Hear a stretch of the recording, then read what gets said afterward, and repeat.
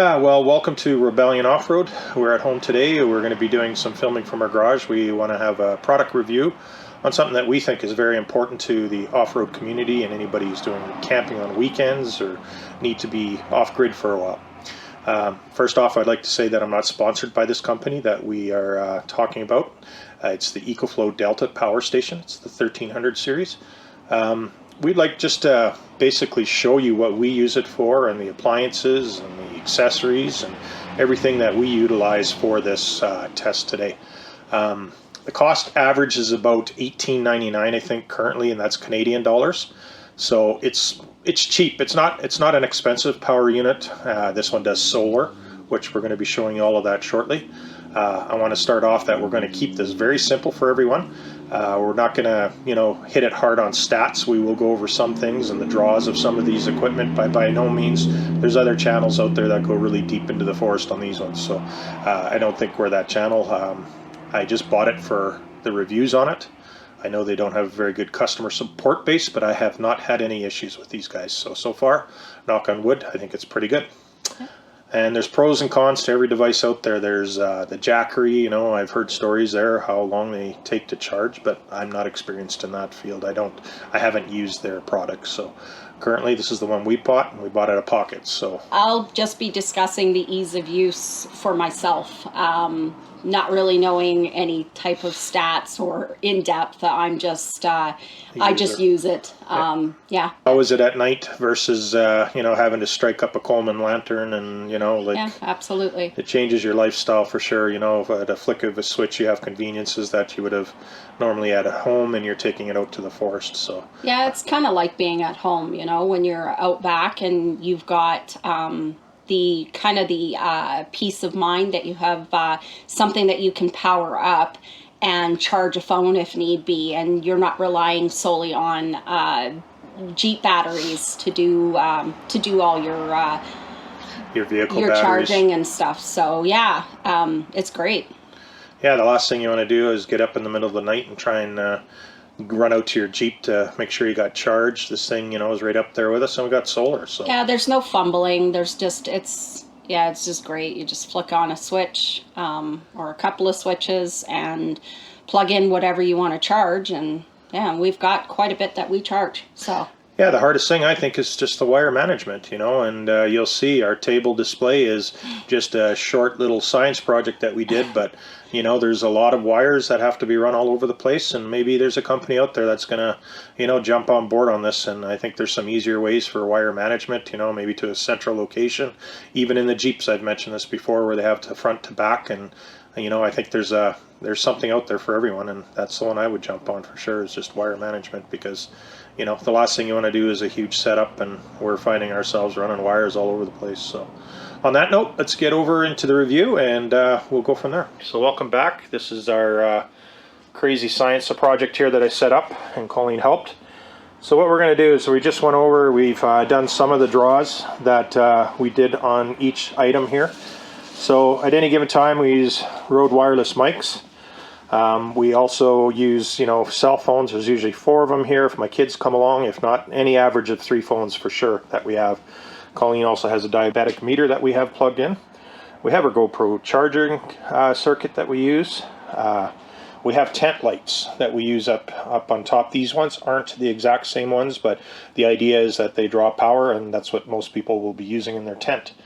At night, we use our iPad for our Netflix programming that we download.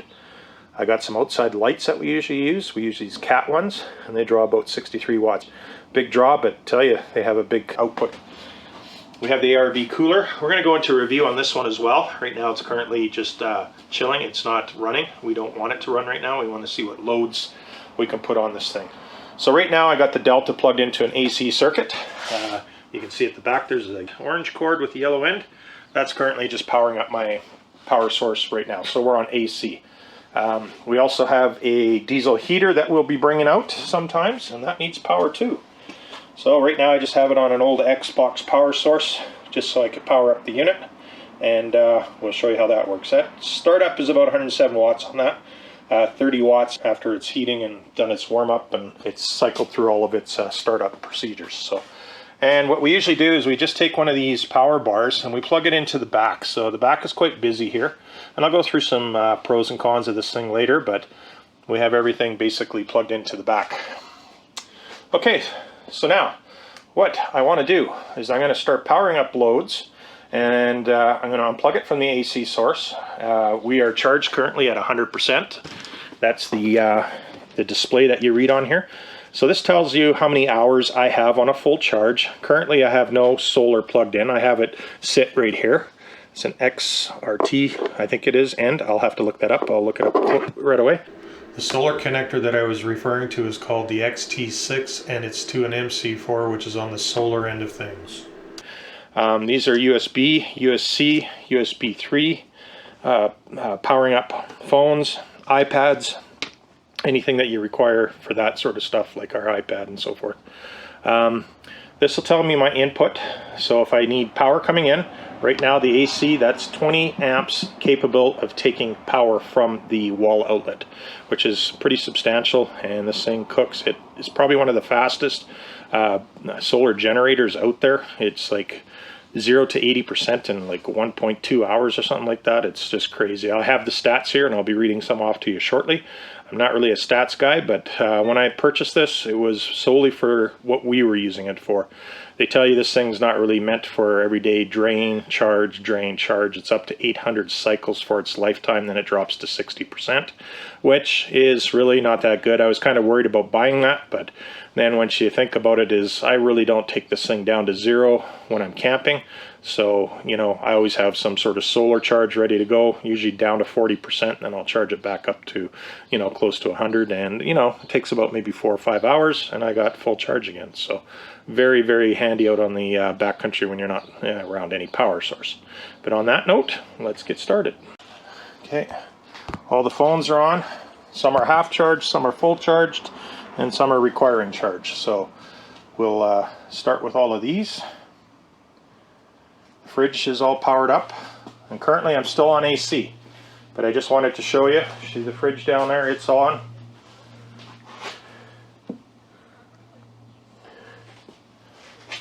So currently we have about 70, we're at 83 watts currently being drawn, and we have 77 coming in. So right now I'm going to unplug the AC part of this. This is the AC plug, and then you'll see it all go off of the Delta power source. Okay, so right now shows the input is going down to 0 because we don't have any input in, and we're up at, what does it say, 82 watts. Okay, now that's not with the heater running. We're going to put the heater on now, and that'll cycle up.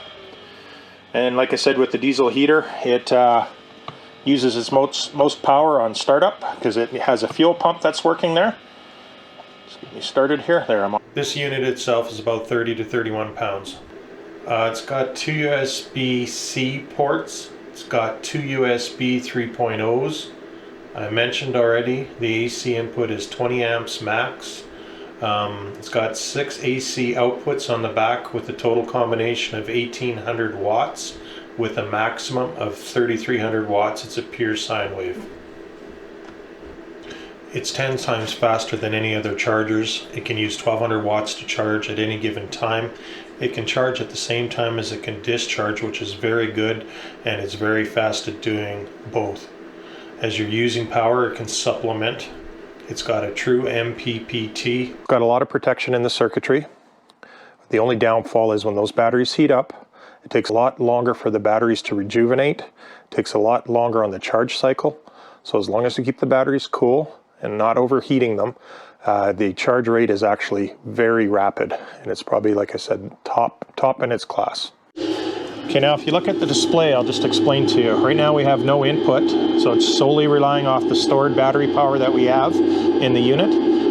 It's currently, now that you hear that diesel heater running up fully, fridge is on, lights are on, all the batteries and phones and iPad are being charged.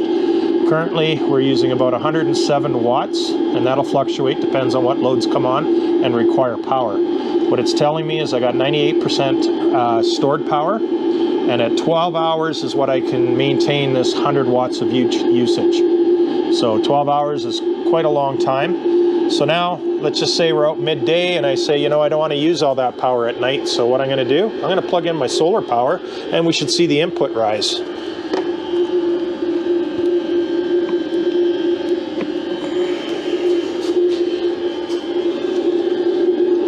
So now it's not a really bright sunny day and we only have 50 watts of power that's being utilized by the sun. So it's going to bring our demand down by 50. So we're currently, we're importing 50 and we're using 101. So now you can note 22 hours of usage versus what it was before at 12. So we've saved 50% and we went up. So it's a very useful power source, and I would like to have another maybe 2 array of solar panels. I originally wanted 200 watts, but they didn't have them at the time. So I was stuck with buying 2 100s just to make the 200 watt panel that I wanted, but it is what it is. Sounds like the diesel heater's ready to Take off. So it's running. Phones are running. Everything's charging. Fridge is still now. charging. Batteries are charging. And the time is going up actually because more solar's coming in. If you notice, we had 50 watts, we're now at 60. Time's going up. So we could currently run at the pace that we're running at 41 hours. And this is what going green's about. You know, I think you don't hear the noise out in the forest, right? You know, the diesel generators running out there. You know, they have their purposes, but I just hate it when you're in the backcountry and all you hear is generators running. So there are places that allow them to run in campsites and that without power. So they bring their generators and they run those. And they have limitations. They're only supposed to run like a couple hours a day to get their batteries charged up. But I've been at campsites where they forget about them and they're running all day, and it kind of ruins your time of quiet. So your peace and quiet, right? Yeah. Right now I could, the power's out in the city. It's another thing, you know, you can bring these solar generators in and use them for your loads in your house. Like you don't have to, you know, totally rely on utility. I think there's some advantages, and even for portable heat, I think there's, you know, I'm not going to be without heat somewhere. You know, whether I have to pile my family into Jeeps or into a garage, I'll have heat and I'll have power. So absolutely, yeah. In any case of an emergency, all this is great to have. Yeah, and I just think, you know, we're not preppers. I just think that, you know, you have to be ready for whatever situation. For our needs, it was for camping, but I've also thought on, you know, double using it. So that's the purpose behind it.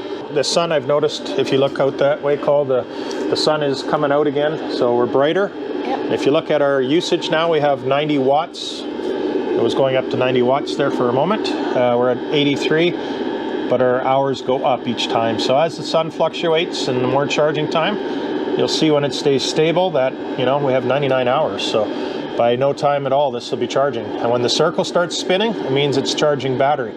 So now I'm offsetting the time, what I'm using. I got more solar coming in, so now it's going to start charging the batteries. It's just a cool idea. And when it drops below, then it stops spinning. So the display-wise, it's really good, and especially at night in the tent. You know, I like to see where we're at, you know, if there's anything that I need emergency.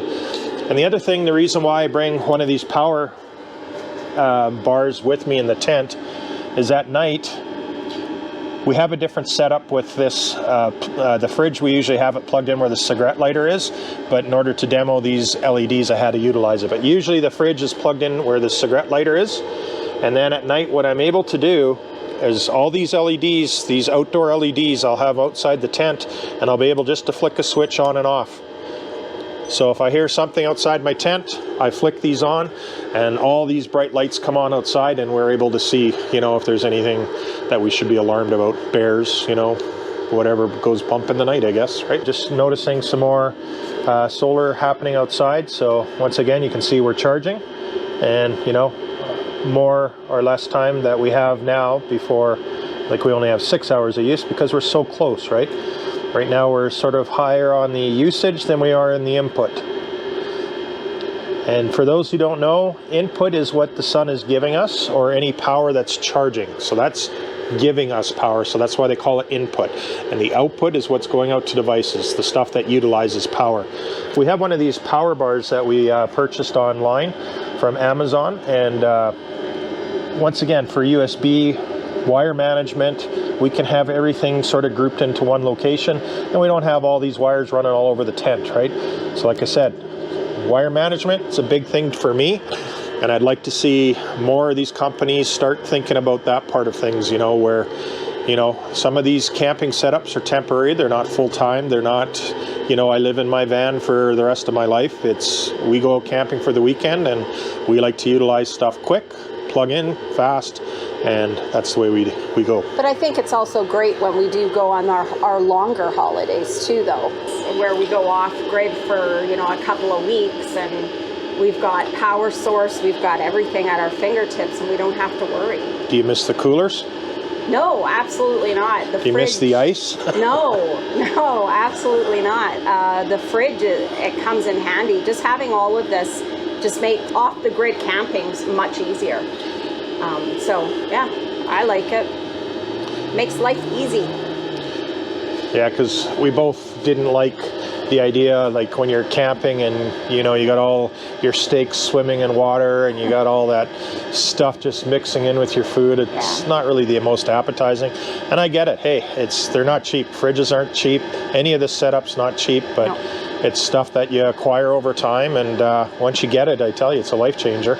It's not what you need to go camping, but I tell you, once you have it, you don't go back. It's yeah, no, some people are into simplicity, and that's great. That's great. Yep. You know, Paul and I like to go off grid and go into the backcountry, but we also like the leisures of home, you might say. You know, the fridge. The creature comforts. It makes it easy.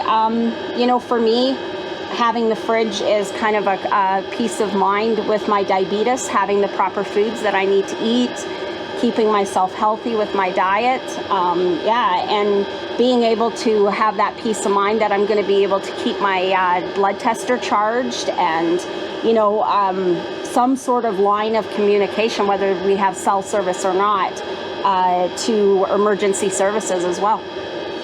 I don't follow the same diet, and I should maybe. We have separate diets sometimes, but whatever. You got to like that camping cookouts and stuff like that. We make some pretty good meals. You'll see those in the near future here, because let's face it, we're getting close to early spring, I guess. Absolutely, yeah. The first bears were noted out there last week when we were out and about, and so yeah, it brings on a different thing. I got a new contraption I want to design for camping, and we'll see how it works, and I'll share that with you guys once I get all the parts and pieces together. But I think it's going to be an early you know, deterrent system, and notifying us when we're sleeping, because that's the worst case scenario. Okay, we're going to do the solar review panels while I'm waiting for my diesel heater to cool down and restart. So this is the solar two solar panels that we have. They're two 100 off-grid ellipse monocrystalline portable foldable solar suitcase panels. They're roughly about $269.99 Canadian that you can get these for, and they're top rated. Like, I have had no issues. I bought them solely on it's a Canadian company, Renogy, and the reviews are just incredible on these things. They've held up. We've used these for a year now. Very solid construction. They come in great cases. We'll show you the cases, and we'll set it up on our table afterwards. Well, we want to thank you for joining us today on Rubellion Offroad, where we did a product review and showed you some of the stuff that we use to power up our devices and anything that we need camp-wise, lights and so forth. Now it's time to enjoy a nice cold bevy now that we've done all the hard work. Yeah. Oh, just thanks for watching, and hopefully that this video helps those who are starting out, or not even starting out, those who go out all the time. Maybe some of these products will help you and make it more comfortable for you in the backcountry. It is a game changer, really it is, and as we mentioned in the video, it's not for everybody. Not everybody can afford it, and we couldn't either at the time, but you know, we managed to, and slowly. It's a game changer for sure. Yeah. So thanks for watching, and we will catch you on the next one. Absolutely. See you next weekend.